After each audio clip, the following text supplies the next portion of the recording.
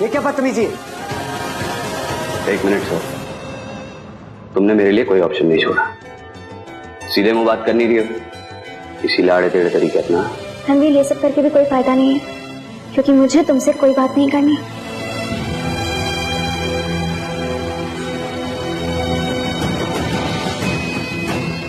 सुहानी, तुम ठीक हो? रणवीर तुम्हें परेशान कर रहा है तो मुझे बता सकती हो, I can help you out. कोई प्रॉब्लम नहीं है अंश, सब ठीक है।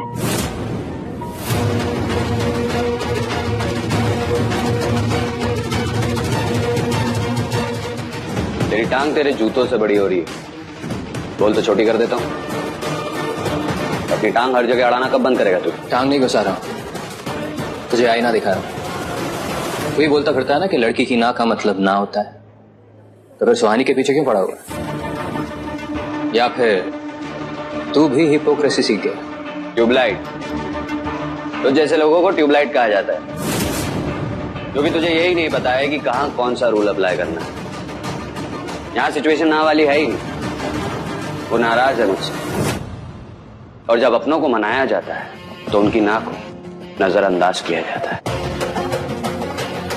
समझा? ट्यूबलाइट, दोबारा मेरा रास्ता मत काटना, वरना ट्यूबलाइट फोड़ दूंगा।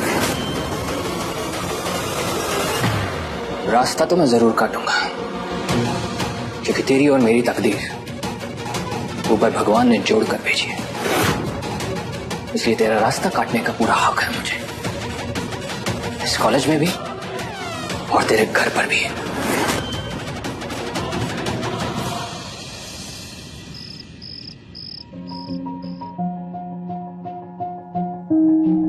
भाभी, रणवीर इससे पहले नया तूफान खड़ा करे, आप ना आते ही बात कर लेना रिया के बारे में। और वैसे भी आज तो आपने उसकी पसंद का खाना बनाया, तो खाना खा के वो खुश हो जाएगा, उसे मनाना आसान हो जाएगा।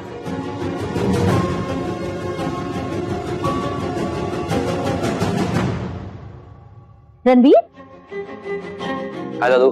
हाय।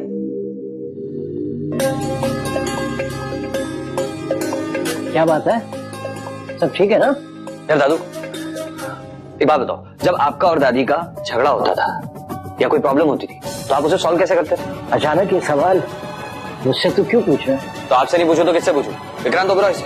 जब तक तू बात बताएगा नहीं मुझे, तो मुझे कैसे पता चलेगा?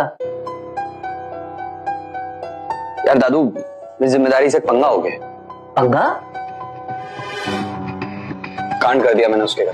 क्या कांड कर दिया तूने? यार उसके पापा पे गुस्सा कर दिया मैंने। क्यों?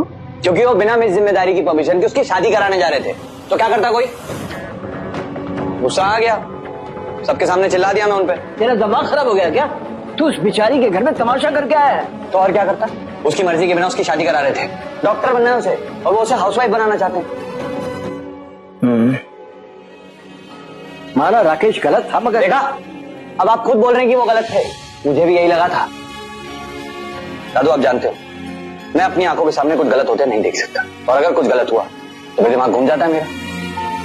फिर जो दिल में होता है वही जुबान पे होता है। वही हुआ, चिल्ला दिया मैं उन पे।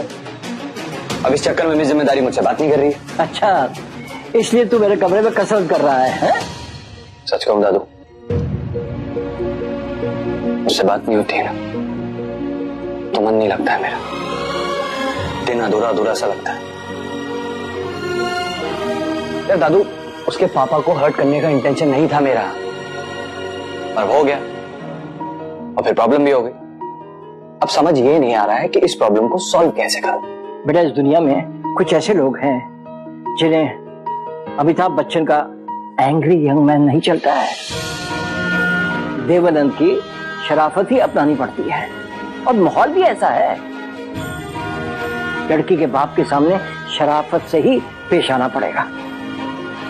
एक बात याद रखना, अगर गुंडागर्दी करोगे तो लड़की के बाप से बड़ा गुंडा कोई नहीं होता। तो आप ही बता दो दादू कि देवानंद जैसा शरीफ कैसे बनना है।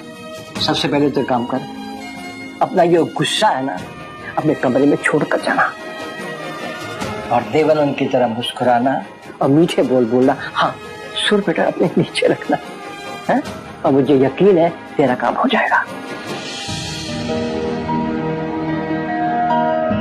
Thank you Dadu.